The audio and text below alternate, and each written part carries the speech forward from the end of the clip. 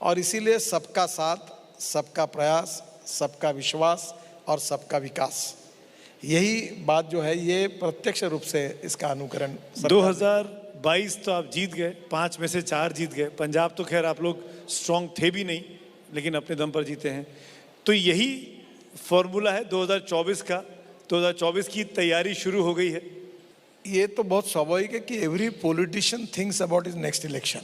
पर मैं मानता हूँ कि केवल इस प्रकार से सच एन ऑनेस्ट कन्फेशन, ये सही होता है। पर मैं थोड़ा इसके अलग जाके आपको कहूँगा कि politics is a instrument of socio economic reform. और जब तुम कोई अच्छा काम करते हो, अभी मैं आज मुंबई बहुत दिनों के बाद आया हूँ। एक समय मैं मुंबई में था तो ये उड्डान पुल बना माहिम का, जिससे आज मैं आया। तो आज ट्रैफिक जाम में 20-25 मिनट बैठ गया, तो अटक गया वहाँ। तो मैं कह रहा था कि मैं जब 95-2000 में 55 फ्लाईओवर और ये वर्ली बांद्रा और मुंबई पुणे हाईवे ये सब काम करने का मुझे मौका मिला, तो मैं कह रहा था कि अगर ये नहीं होता तो हम और कार्यक्रम में 1 घंटा लेट जाते हैं। अब फिर मैंने कहा कि अब मैं रहता तो मुझे लगता कि अब 3 लेयर के फ्लाईओवर चाहिए। एक नीचे में रास्ता, उसके ऊपर फ्लाईओवर, उसके ऊपर फ्लाईओवर, उसके ऊपर फ्लाईओवर, उसके ऊपर मेट्रो, क्योंकि इतनी संख्या बढ़ी है।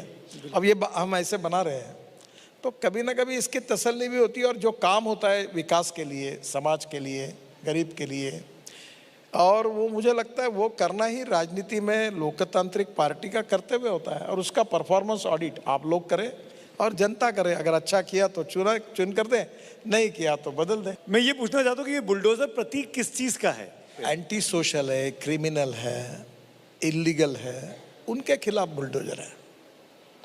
यानी आप किसका शब्द सा अर्थ मत लीजिए, इसके पीछे एक भाव है कि जो गलत काम करेगा, अगर गलत काम करेगा तो बुलडोजर घुमाया जाएगा। अगर बीजेपी को हराना हो तो क्या फॉर्मूला है विरोधी के पास?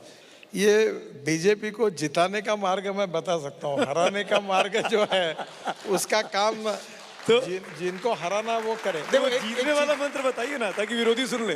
कभी जीत हुई, कभी हार हुई, कभी सम्मान हुआ, कभी अपमान हुआ, कभी उपहास हुआ, पर हम चलते रहे। तो मैं विरोधकों को यही कहूँगा कि राजनीति में कोई हार अंतिम नहीं होती।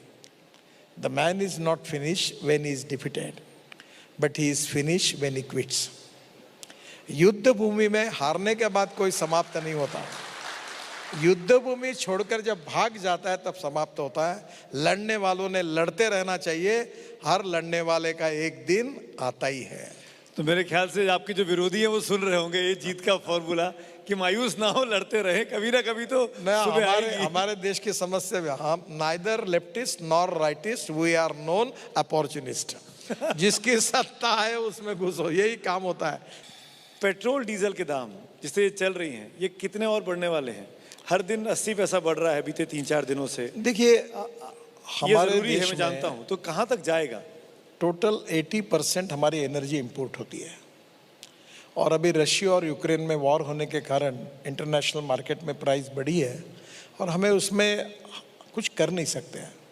पर मैं जो बात 2004 से कह रहा हूँ कि इस देश में आत्मनिर्भर भारत बनना होगा, तो हमें हमारे देश में हमारे फ्यूल को तैयार करना होगा। अब आ गया अभी